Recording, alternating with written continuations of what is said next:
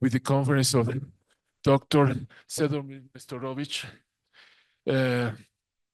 First of all, I would like to welcome all of you, ambassadors, Ambassador of Austria. Also, there is ambassadors there.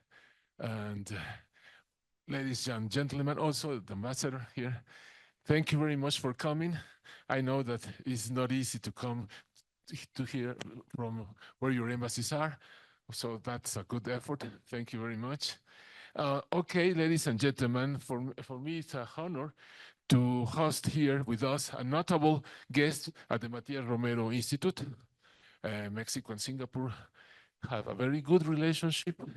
And you know, doctor, here in Mexico, many people, analysts, academicians, people on the streets, used to mention Singapore as an example for our country.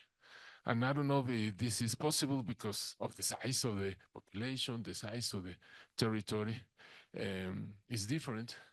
But what it is true is that Singapore is an example for many of us of what you have done, or what the Singaporeans have done there for the economic development, the democratic institutions, and the well-being that they have developed in the last decades. So it is very interesting for us to have you here. Because you told me there at my office that you have been there for many years in Singapore. It will be very interesting to listen to you about geopolitics and business, and also probably about what the situation in Southeast Asia is, because it's a very hot spot there also. So once again, welcome all of you, and to this institute. I think the Institute Matías Romero is an ideal space to learn more about other countries, other partners of Mexico. And I'm going to read briefly, before giving the floor to Dr. Nestorovic, his CV. Dr. Nestorovic, professor, holds a PhD from the Institute of Political Science in Paris. Teaches geopolitics and international marketing at the École Supérieure d'Économie et Commerciale for 20 years, with a specific focus on business and management. His research interests include politics of Asia, geopolitics of Asia, international marketing and commerce, Islamic business, and he currently teaches in Paris, Tokyo.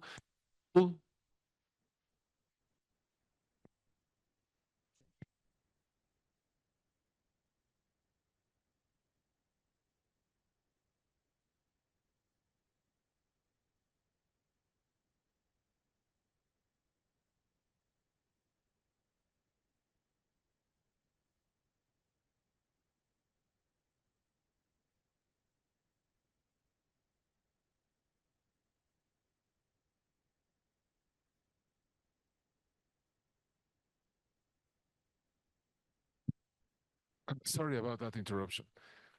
Okay, again, he regularly teaches in Paris, Mannheim, Tokyo, Seoul, Singapore, Kuala Lumpur, Bahrain, and Rabat for students or companies such as Takira, Danone, Delphi, Thales, or Atijari Wafa Bank. Professor Nestorovic is a regular guest on news and current affairs programs, providing expert commentary on geopolitical issues, especially on the relationship between the US and China. He appears on TV channels such as CNBC, CNA, and in newspapers such as Le Monde, Liberación, La Tribune, The National in Abu Dhabi, Jakarta Post, Bangkok Post, The Business Times in Singapore, and The Edge, Singapore. Professor, the floor is yours. Thank you very much. Thank you very much. And thank you for coming. In order to have this discussion, I'm just seeing if I can have the clicker. Yeah.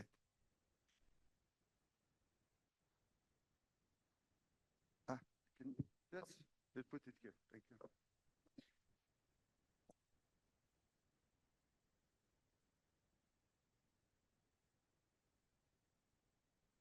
So again, thank you very much, and I'm very happy to be with you today.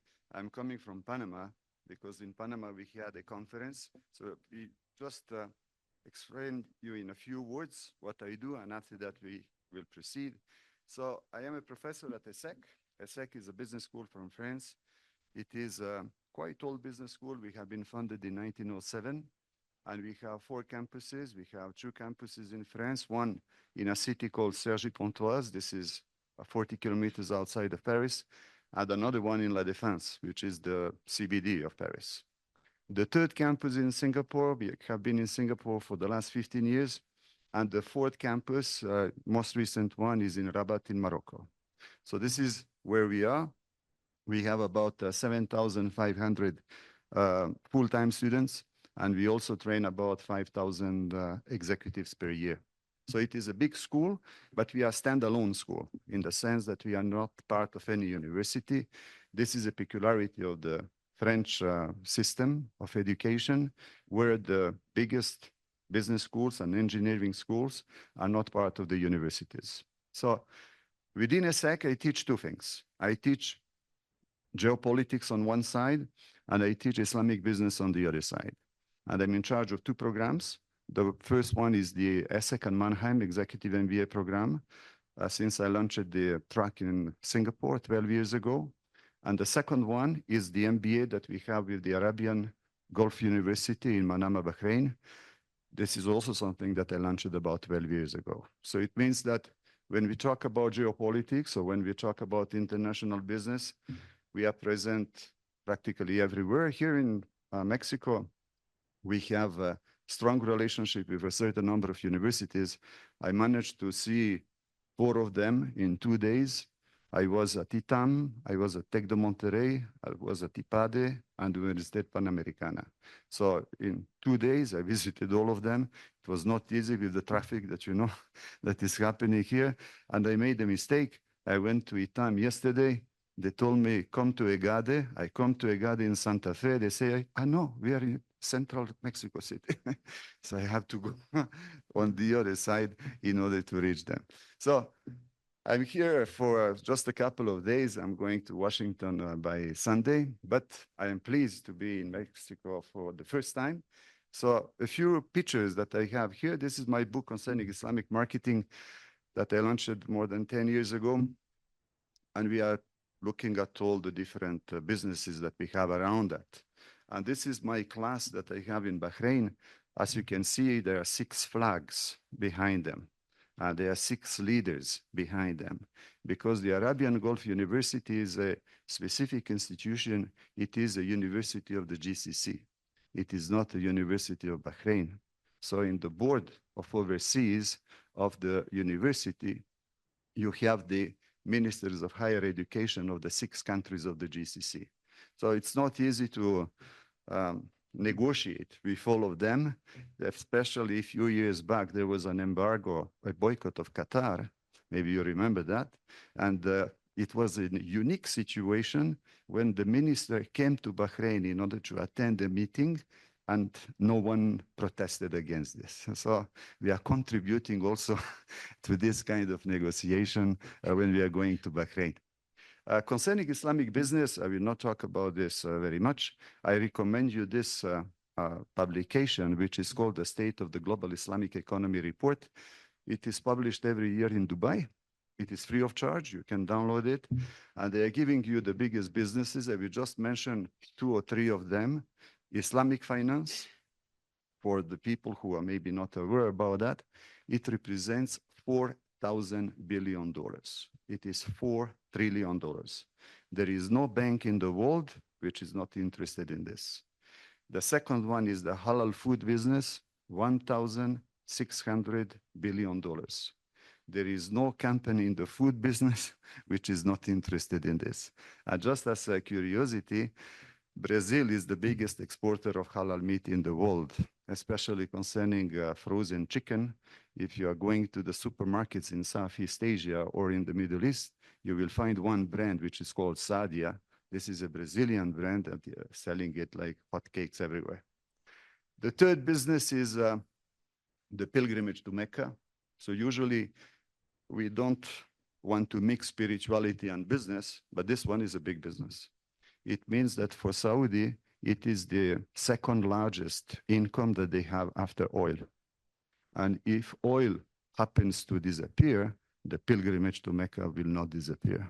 So this is why they invest heavily, among other things. As you know, the Crown Prince is having very big ambitions, but this is also part of the ambitions that they have in Saudi Arabia. So today, I will talk about something else. This is the book that I wrote that have been published last year. And based on this book, I am giving a certain number of talks to the diplomatic academies worldwide. So I used to do this in Indonesia. I did it in Pakistan. I did it in Serbia. I did it in Italy. I did it in Portugal. And now I'm coming here. And one of the reasons why I'm doing this is that I take this wonderful opportunity also to have an exchange with the people who live in different countries. Because we may learn about countries from the TV, from the news, but when we engage with the people who live in this country, it is a completely different situation. So this is why I'm also giving talks to the universities. And yesterday, I was teaching to people who may be 18 years old and people who may be 22 years old. And it's fascinating to see what is their prioritization. Because in ministries, in schools, or whatever, in companies, we may have one feeling about what is the new generation that we call Gen Z or the new Gen A, believe what they think about, but when you talk to them, it's a completely different situation. So this is the book that I wrote, and I will start with a quote from the former Prime Minister of Singapore, Lee Hsien Loong. He gave one interview recently, so it was at the beginning of October. And I'm taking the extras from this interview because he has been asked, what are the biggest challenges for the future? And as you know, as you have indicated, Ambassador, the fact is that Singapore is always looking ahead. It's a small country, they cannot stay. So it means that they must be ahead all the time. So it's interesting to see how he is viewing the future. So these are two things that he mentioned. The first challenge is technology. And the second challenge is geopolitics. So this is why geopolitics is important, not only from the foreign affairs point of view, but also from the business point of view. Our companies are exposed to geopolitics. Regardless if they want to be involved in the geopolitical battle, they will be involved in this. So it is better for them to prepare in order to have something, rather than to wait and see and to lose. So from the business perspective, this is why we are teaching geopolitics. When I started to teach geopolitics more than 20 years ago, I was the only one. Because in the business schools, they didn't want to talk about politics. Usually in business school, they are telling you, we don't want to talk about politics because we don't want to single out the clients. We don't want to identify the suppliers. We don't want to identify the bankers according to politics. We address everyone. And there is one big company, which is McDonald's, and the global motto of McDonald's is always the same. It says, come as you are. So it means they address everyone. They don't want to single out people. But politics is coming to business. So in that case, they don't have a choice. After that, I will mention what is the difference between economic diplomacy and what is business.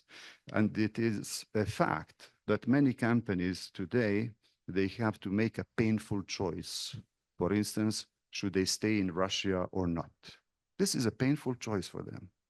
For some of them, they don't have a choice because the country is under sanctions and the business they are within is under sanctions. So they have to live. But as you know, for all sanctions, you have exceptions. And sanctions concerning Russia, they have one big exception, which is food. So it means that all companies dealing with food, they are not forced to get out of the country. So if you get out of the country, it is your own decision. So the company has to make a decision. They don't follow any rules because they have full freedom to decide, will they stay or will they go? So I will take this example a little bit later on. This is the basic difference that we have between economic diplomacy and geopolitics. In all ministries of foreign affairs, they are teaching economic diplomacy. And in all diplomatic institutes, they are also training people for economic diplomacy. So what are the big differences here? Economic diplomacy starts with the national interest. So in that case, the people who work in economic diplomacy, they are using this as a tool in order to promote national interest. And it is either on a bilateral basis or on a multilateral basis. On a bilateral basis, you have all these things: exports regulations, imports, investments, foreign trade agreements, etc. So all this is on a bilateral approach. The multilateral approach is when you're part of the different organizations. But in all of them, we only have states which are present there. Geopolitics, on the other side, is much broader, and it is asking different questions, because geopolitics is not here to promote a national interest. So this is why there is a big, big difference between economic diplomacy and geopolitics. In geopolitics, we have three things. We have the space, we have the state, and we have the power. So concerning the space that we have here, initially, we call this geography. And this has coined the term geopolitics. You have geography and politics. But over the years, we have switched from geography to space because of the new dimensions. One new dimension is outer space, satellites, and the other dimension is the virtual space, which is the internet. So if we are using the definition of geography, stricto sensu, it cannot deal with outer space and it cannot deal with the internet. So this is why today we prefer to use the term space rather than to use the term geography. Because for space, we don't have national dimensions. For instance, concerning the internet, how can we control the internet? I can control very easily physical geography. I am putting a border and I don't let anyone enter the country. But concerning the internet, it is much more difficult. So this is why geopolitics and space is different from the national interest that we have concerning economic diplomacy. The second thing is the state. The basis of national strategy or the basis of national interest is the existence of the state. And this state is the player in international relations. Geopolitics accepts this, but it also adds different options and different alternatives. And in that case, for them, the state is not the only container of social life, and the state is not the only actor in international relations. We already have non-state actors, but here we talk specifically about business later on. The third thing is the power. So we all know about the hard power and the soft power. But concerning geopolitics, they're also asking questions. What is the base of power and how do we use this power? So for all these reasons, there is a difference between economic diplomacy on one side and geopolitics on the other side. Now, how do we treat this in a business school? We start with a very famous diagram here, which is called the pestle analysis. All my students who are in the class of strategy or in the class of marketing, they eat this for morning, for lunch, for dinner. This is something that they must have. They cannot go without the pestle analysis. But the problem is that in business schools, we treat all the different letters of pestle except the first one, which is politics. So this is why I am very happy to talk about politics and geopolitics in a business school, because my colleagues, they don't treat this. So I am the only one, so they leave me alone, so I'm very happy to do so. So as I mentioned before, we have the three things, that is the space, the state, and the power. And this is the, I would say, a synthetic view about the different branches of geopolitics that we have today. When I started to teach, long time ago, we used to have only one branch of geopolitics, which was called geopolitics. But today, we call this classical geopolitics. The second branch that we have is the critical geopolitics. The third branch is the feminist geopolitics. And the fourth branch now is the business geopolitics. So today, we have a rather complex study. In the past, it was quite easy. So for instance, classical geopolitics, you have these people here. For all people who were interested in international relations or in geopolitics, they know the majority of them. So these people, they have practically invented what was geopolitics. Of course, they're all dead now, so we cannot interview them. However, they have contributed very much. Today, if you're looking at the contemporary geopoliticians, on the left side, I have identified 5 of them. And you can also recognize some of them, especially the lady, Condoleezza Rice, who is now a professor at Stanford. So we have classical geopolitics still alive. But I live for the last 13 years in Asia, in Singapore. And as you can see here, so far we have only Western people. Where are the Asian people in this? So one of my objectives also is also to provide the Asian authors who are talking about that. And within the classical geopolitics, I identified here 5 of them.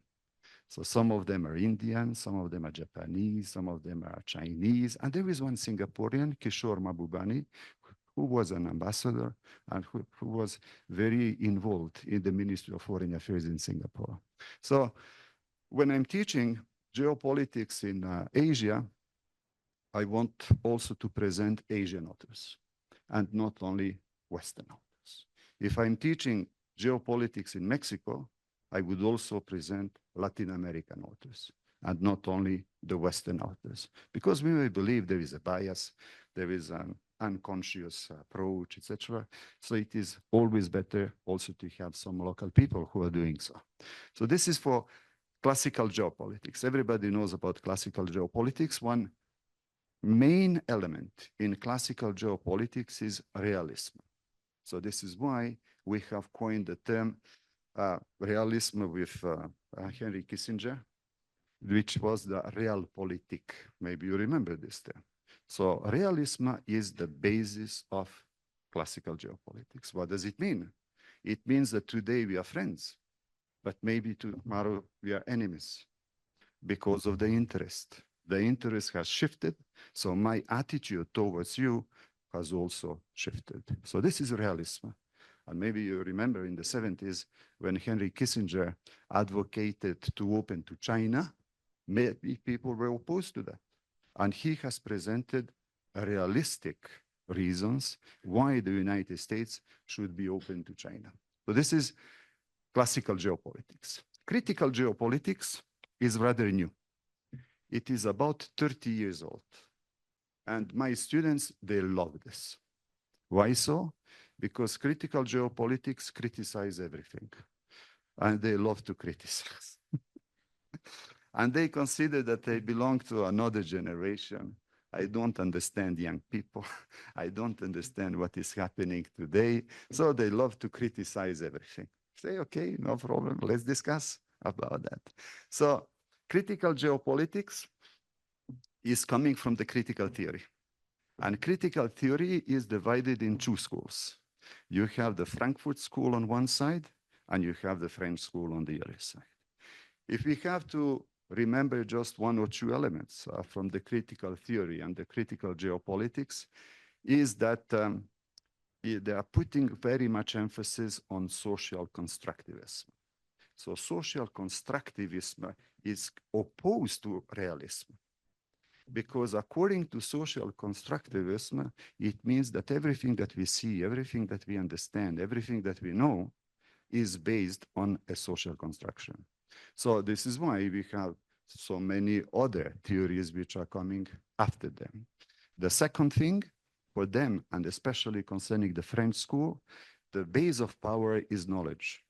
And the discourse, that is the narrative, is based on this knowledge. So those are the two main things that we have to remember. But here again, they are not alive anymore. So today, we have critical geopoliticians here, but they are also coming from the Western world, mainly coming from the United States, but one of them here, Yves Lacoste, he's still alive, he is coming from France. So this is the population that we have in the West. But as for the critical one, I'm also adding the Asian authors. So among the Asian authors who are quite famous in the critical geopolitics, you will also have people coming from India, people coming from China. You have people also coming from Singapore. So there is a diversity in the critical geopolitical space.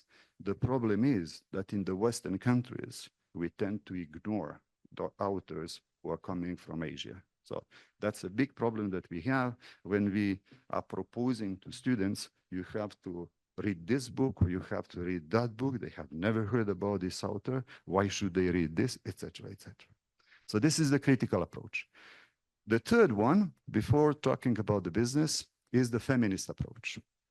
This one is even younger than the critical approach. Of course, feminism is quite old, but feminist geopolitics is rather new. So the main element that we have here, apart from gender, because obviously if we talk about feminism, we talk about gender, but there is an additional element, epistemological, etc., but also the emphasis on the individual and the emphasis on the community. So these two things are very important when we talk about geopolitics, especially if we have to get rid of the state, if we challenge the state, the importance of the state, we have to propose something in exchange. For instance, if I am against the state sovereignty, I have to propose which sovereignty can I propose. And the feminist approach is to say there is individual sovereignty as a challenger of the state sovereignty. So this is very interesting, especially from the intellectual point of view, because they're challenging the basic precepts that we have concerning the classical geopolitics from the feminist point of view. So that's the different people that we have. Here we have the people who have deceased, but when we talk about the new people, on the left side, again, I have the authors who are coming from the Western countries, and on the left side, I have people coming from Asia. And as you can see here, especially coming from Asia, when we talk about feminist geopolitics, it is not a monopoly of women.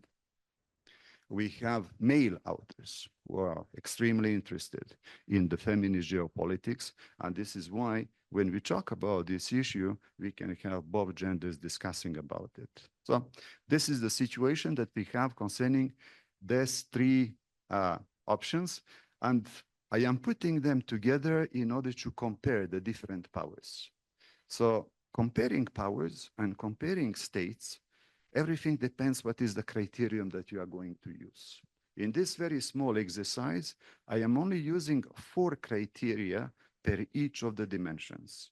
So concerning the classical geopolitics, I'm using the COF index, which is a composite index of the economic importance. You have the economic freedom, global firepower, and the global terrorism index. And I'm comparing 4 countries in order to see how do they, I would say, compare to each other. So this is for the classical geopolitics. For the critical geopolitics, I'm using research and development spending, expenditure on education, broadband subscription, CO2 emissions. And here again, we have the 4 countries that I can compare. And for the feminist or for the social approach, I have the human capital index, corruption, transparency, gender equality, and migrant integration index. So it is possible to compare countries, but the problem is that we usually compare them according to the classical approach, and we don't take into account the critical and the feminist approach. And I'm very advocating to have a holistic view and to have a comprehensive view about what is a power, and not only to look at the quantitative approach, which is dealing with military, which is dealing with money, which is dealing with natural resources. There are other ways how we can compare powers. So this is what is existing so far. Now, my contribution with the book, in order to see how business is associated here. I'm just listing here a number of questions. I'm not so sure if we have time to answer all the questions, but there's a provocative questions. This is why I'm here, because otherwise it will be a boring presentation. So the provocative questions are given here. Why corporate? Okay, taking an example. Who decides what is a geopolitical risk? This is a fundamental question, because usually we believe that states decide what is a geopolitical risk. But in fact, we live in a world of interdependence. We live in a world of complexity. And in this world of complexity, we may have a definition of geopolitical risk which is not coming directly and only from the state. So I am advocating that businesses also define what is a geopolitical risk, and not only the states. So we go to this later on. Second question, can corporations rule states? This is the biggest provocation. In some cases where I'm going to, when I ask this question, they want to kill me on the spot. And they are saying, how dare you ask this question? Because for them, the state is given. The state is a normal thing. But I tell them the state that we have today is a Westphalian regime. And this Westphalian regime is rather new. We are going to the 17th century. And before that, we used to have another definition of the state. So they say, that's history, don't talk about that, etc. But there is a possibility. If I'm asking you, can corporations rule states? I'm sure majority will say no. But maybe some of you will say yes. Who will say yes? Hey, you see? I have people who are saying yes. So we'll go back to the situation. Why can states, or why can corporations rule states? Last question. Do corporations have a foreign policy? We are in the Ministry of Foreign Affairs, Ambassador Herman. So we believe that the Ministry of Foreign Affairs is the place where we are building the foreign policy of the country. But do big companies have their own foreign policy? What do you think? Yeah?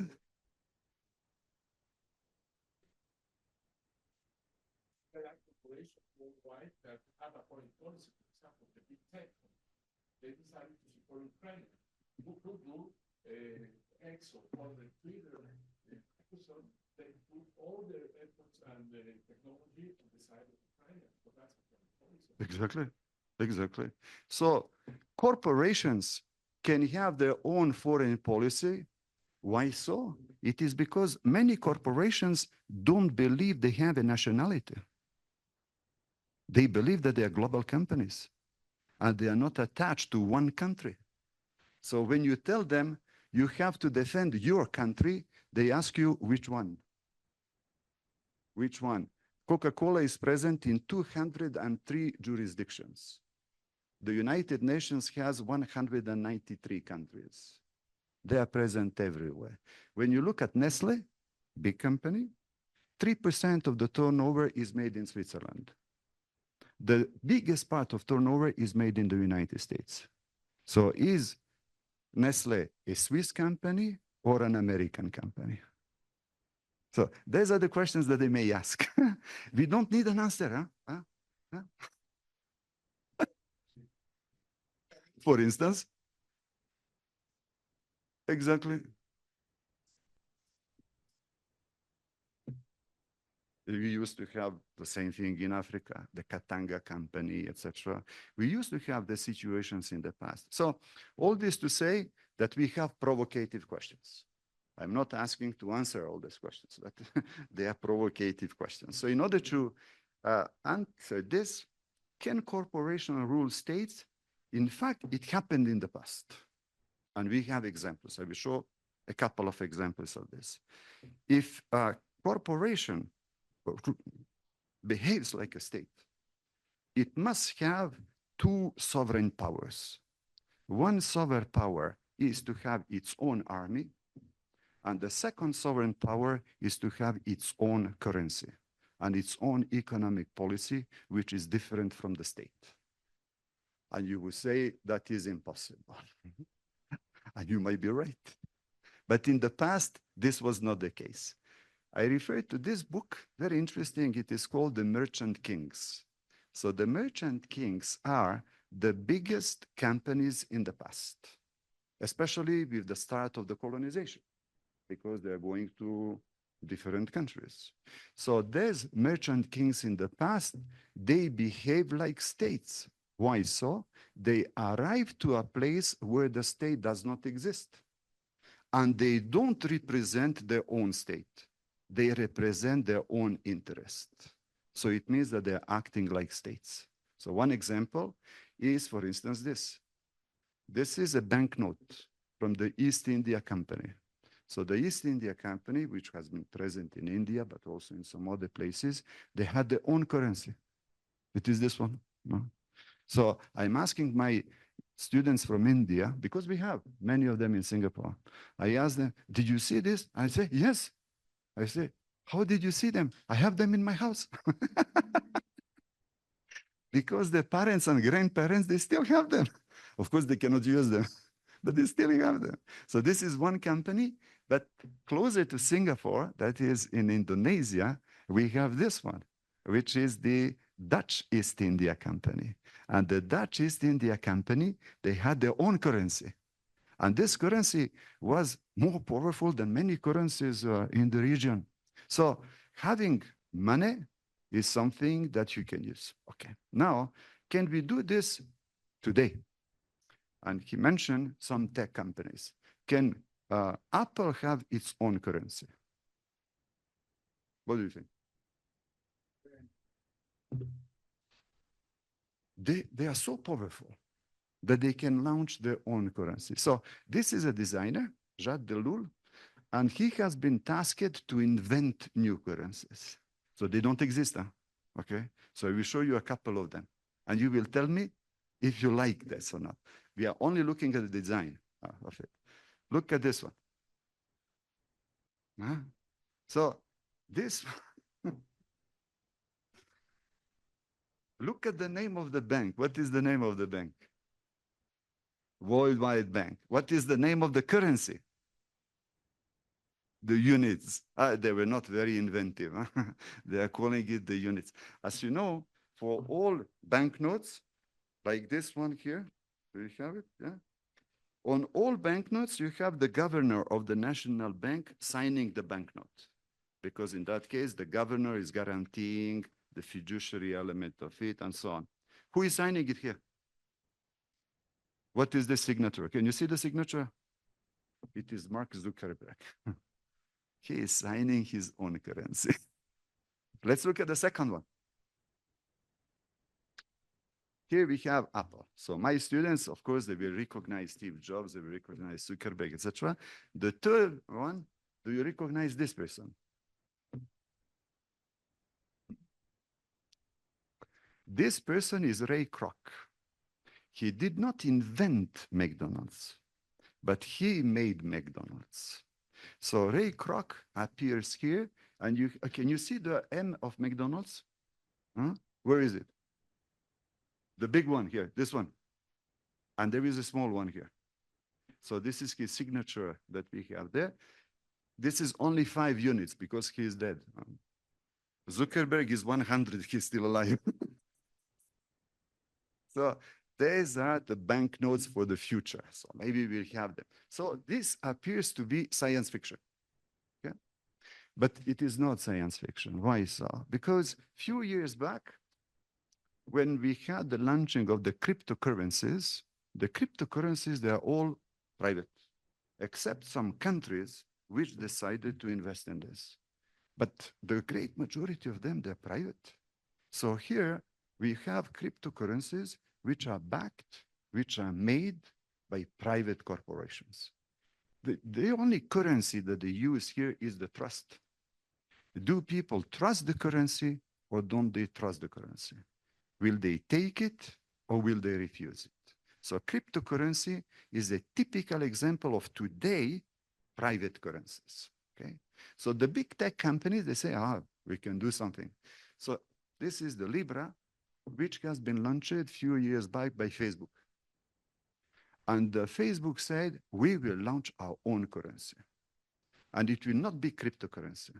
We will have our own central bank. So this currency will be backed by reserves, while cryptocurrency is not backed by reserves. So they're launching Libra, and they asked some powerful friends to join them. Do you see powerful friends around? I will look at this one. It is called MasterCard. Look at this one. It is Visa. This one is Uber. This one is eBay. This one is PayPal. You have powerful friends. So when they launched this a few years back, all the governors of central banks, they start to shake. And they're saying, what is happening? Our currency is going to disappear. So they put a little bit pressure on the friends. So over the years, some friends have disappeared. So it was impossible to launch everything that they wanted to do. And they are saying, Libra is dead. Facebook says, okay, Libra is dead, we launch another one. They call it Diem, okay? And since they are very good in design, they say, we'll create a specific design. So look at the design for Libra and look at the design for Diem. A very original. I don't know how much did they pay for the design. But it was a nice combination that we have there. So money is something that they want to do. Second thing, it's not only the currency, but the amount of money that you have. I am here comparing states and corporations. Everything in black is states. Everything in red is the corporations. So when I ask my students, which corporation is #1 in the world? What do you think? What did they tell me? Huh? Hey, don't look at this. Huh? They will say Amazon. What else will they tell me? They will tell me NVIDIA, they will tell me Apple, they will tell me Google, or whatever you want. They forget that Walmart is by far the biggest one. Look at the turnover of Walmart. It is $611 billion. $611 billion. When you compare, for instance, to the country which is called South Africa, it is close to twice or total GDP of South Africa.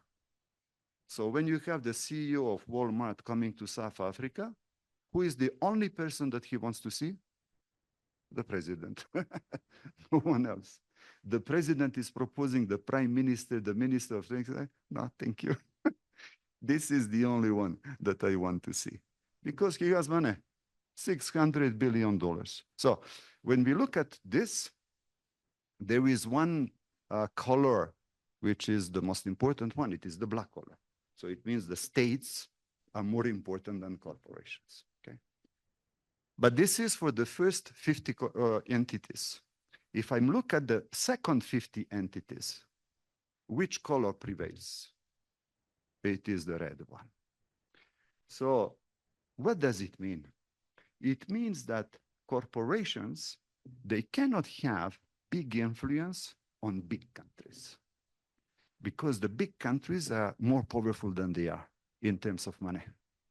But concerning smaller countries, definitely. Remember, when we have Walmart, $600 billion, you are going to Kuwait, the whole Kuwait, $159 billion. So the other one represents more than 3 times the GDP that we have in Kuwait. So this is one thing which is putting in perspective who is more powerful. So in that case, we are talking about the GDP. Second thing, the problem is that the states, they don't have the GDP. They have a budget. So the budget is the amount of money that they can use. And the budget is lower than the GDP. So now I'm comparing the turnover to the budget. And in that case, the situation is completely different. So in that case, Walmart is before Russia, before Spain, before India, before Australia, before Brazil, and the other countries. So now, as again, everything depends how do you compare. So this is for value. This one is looking at the number of employees versus the number of inhabitants. Walmart, again, employs more than 2 million people. And there are countries in the United Nations with a lower number of inhabitants. So again, we have to see who is more powerful. Is it the corporation or is it the country? I'm comparing it also to the land that they control, okay? So we have corporations controlling big chunk of land. I'm curious to see, in which country do you think one private corporation has the control of the biggest part of land? What would you say? Do you have any idea? I know it's difficult to say. So, yes? Australia is a very good candidate. So I will go back to Australia a little bit later on. But first of all, for corporations, it is one farm in China, but it is a joint venture with Russia. Look at the territory, 91,000 square kilometers. This is what they control. It is bigger than Austria. Sorry, do we have an Austrian ambassador here? Sorry for that. Okay, next time I use another country. I will not put Austria here. But it shows how big territory it controls. However, as you know, they are not the owners of the land, because in China, you cannot be the owner of that. You have control over it. But in other countries, you can be the owner of it. So this is corporations. Now we have NGOs. We have non-state actors. The biggest one is the Catholic Church. The Catholic Church, 716 square kilometers. It is bigger than France. So 700 square kilometers, of course, it is not in one piece. It is everywhere. Here in Mexico, I presume they control many things. Huh? So all the schools, all the monasteries.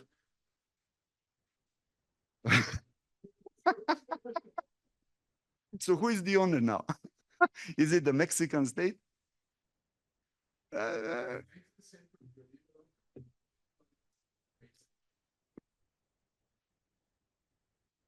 Of course, they were landowners, and they had huge lands that they were owning. So here we have all of them, and I'm going back to Australia, because in Australia, it is individuals and families which control. And the biggest owner in the world is a lady, Gina Reinhardt. So when you look at this, she controls 97,000 square kilometers. Wow, it's huge.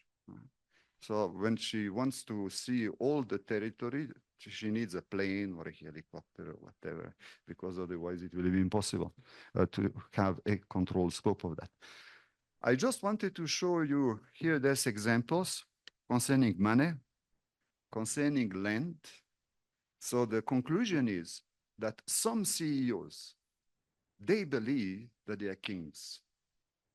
So megalomania is not far away from them, because they have so much money, they have so much land, they have so much resources, they believe they're above everything.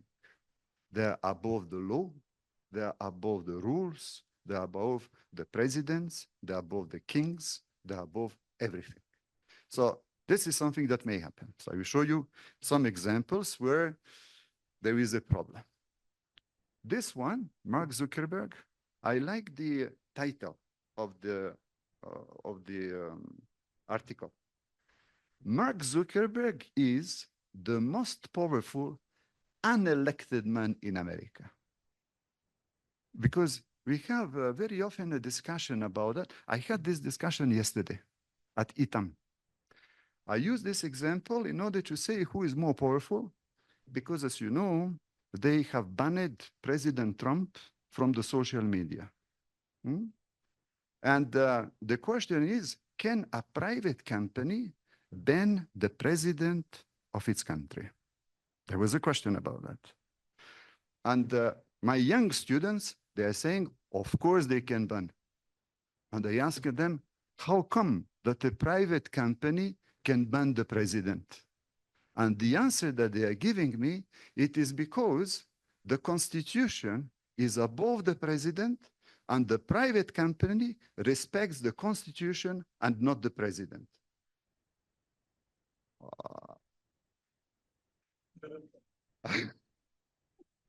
I say, that's very interesting. But in practice, wow, it is very difficult to implement because in that case, you are taking the power to interpret the Constitution. So in that case, what you say about the Constitution is what is existing. So there is a big debate about that. But it happened, and what is interesting here is that he is not elected. In a private corporation, we don't have democracy. A private corporation is not a democracy. Who is deciding in a private corporation? What do you think? The shareholders. The shareholders decide in a private corporation. It is not employees. It is not the clients. It is not the suppliers. The shareholders have the power. We live in a capitalist world. If we live in a communist world, it's another situation. But if we live in a capitalist world, the shareholders, they control the corporation. And it is not a democratic institution.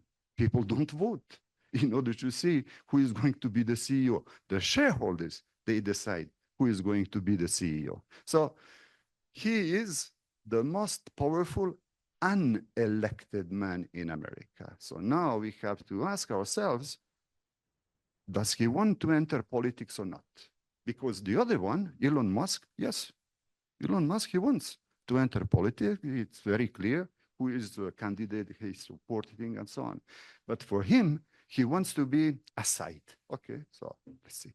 Now concerning other CEOs, do you remember this guy? Who remembers this guy? Yes. Exactly. Do we have some people from Japan in the audience? No? This is a manga. Do you see what is a manga? Did you ever read a manga? Herman, did you? Oh. He wants to see what is this thing? So in a manga, you have Carlos Ghosn. Carlos Ghosn was the CEO of Renault, Mitsubishi, and Nissan. When Nissan was on the bankruptcy, he came and he saved Nissan. So in Japan, he is the CEO. In Japan, he is the most admired CEO. So this is why he appears here in the manga. So what happened to him, Herman?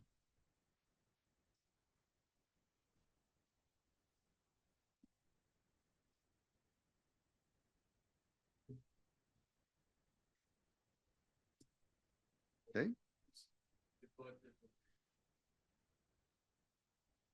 But let's imagine that you are the CEO of Mitsubishi, Nissan, Renault. You go to Japan. Do you expect this kind of thing? Okay. Exactly. So this happened to him. He went to, where is he now? Do you know? In Lebanon. Why in Lebanon? He has 3 passports, French, Lebanese, and Brazilian. But he went to Lebanon. Why? No extradition with Japan. So in that case, he is staying there, no problem, fine. But from hero to zero, okay? Let's look at another one. Here, this is Samsung. Samsung, very powerful company. Look at this. Samsung alone, it represents 23% of total GDP in Korea. So this is a company which is not owning Korea, but this is a company which controls very much things that we have in Korea. And this company can make plenty of things. So on the right side, you have the genealogy of the Lee family. The Lee family controls Samsung. So this guy here, Lee Jae-yong, he is the vice chairman, and he went to jail. So we are in Korea, and it was unimaginable that a scion of the Samsung family can go to jail, but it also happened to him. The third example is this one. Do you recognize this guy? No, not on the right side, huh? On the left side. Who is on the left side? Jack Ma from Alibaba. Jack Ma from Alibaba. I have many Chinese students in Singapore, young students, and I asked them, who is your idol? Who is the person that you admire most? All of them were telling me Jack Ma. We want to be the Jack Ma in the future, etc. What happened to him? He disappeared. Huh? So he disappeared because he made some remarks about the financial situation in China. And he especially criticized the state-owned banks by saying the state-owned banks don't help entrepreneurs, etc. From one day to the other, he disappeared. He reappeared in Japan afterwards. Of all countries, I don't know why, but he appeared in Japan. Next example, do you recognize this guy? What happened to him? Yeah, of course. So here we have the Prince Al-Walid. He is one of the richest men in Saudi Arabia. So the crown prince has asked them something. They didn't agree. He put 15 of them in the prison. Okay? But the prison is the Ritz-Carlton Hotel. Okay, it's not the same thing. So I was in Riyadh. I was giving a conference in Riyadh, and I asked my people there, please bring me to the prison. And they say, why do you want to go to the prison? I say, the Ritz-Carlton prison. Okay, fine. We go there. So I visited the prison. I didn't want to go away. Huh? It was a very nice prison that they got. But it means also he has been put in prison. Last example. Do you remember this guy? Pavel Durov. Do you know this one? Okay. Sorry? So Pavel Durov launched a Telegram. Everybody knows Telegram? Who has Telegram here? You hesitate to say, yeah? You don't want to show. So Telegram, why do people use Telegram? It is because of the chain that they have, the number of people that you can put in a group. If you're on WhatsApp, are you on WhatsApp? How many people can you put in a group? 257. On Telegram, how many people can you put? 200,000. So this is why people are going on Telegram. This is why this is so popular. And I have seen the Telegram accounts from Ukraine and the Telegram accounts from Russia. Both of them are using Telegram because it is permitting them to have a blast. They can immediately send the information to many people at the same time, something that you cannot do with WhatsApp. So what happened to him? Yeah, he was arrested. But now we have a problem, same thing as Carlos Slim. No, Carlos Slim. It's because I'm in Mexico. Don't forget about that. Same thing as for Carlos Ghosn, okay? This guy here, he has 4 citizenships. He has a citizenship from Russia, from the Caribbean state of St. Kitts and Nevis, from France, and from the United Arab States. So he has 4 citizenships.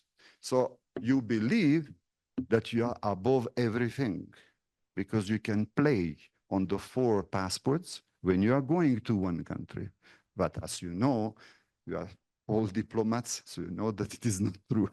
But he believes that he can play on the different nationalities. So whatever the reason was, he was put in jail.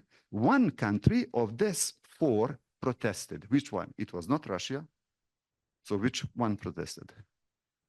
The UAE. The UAE protested by saying, you are putting our citizen in a jail. And France is saying, no, we are not putting an EU citizen. We are putting a French citizen because he has also a French nationality.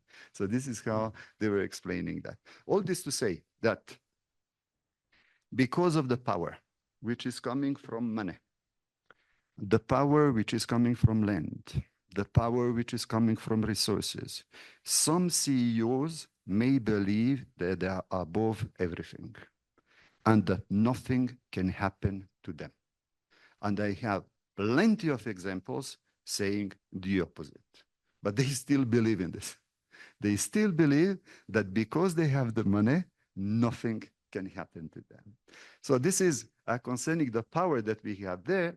And I will just finish with this another provocative situation that the new kids in town. What do I call the new kids in town? It is the new institutions and the new corporations which are present in foreign affairs. So far, we used to have the Ministry of Foreign Affairs, okay. But now we have private initiatives, and I will show you a couple of them. The first one is coming from a bank which is called Lazar Bank. So Lazar Bank, few months ago, they launched the Geopolitical Advisory. What does it mean?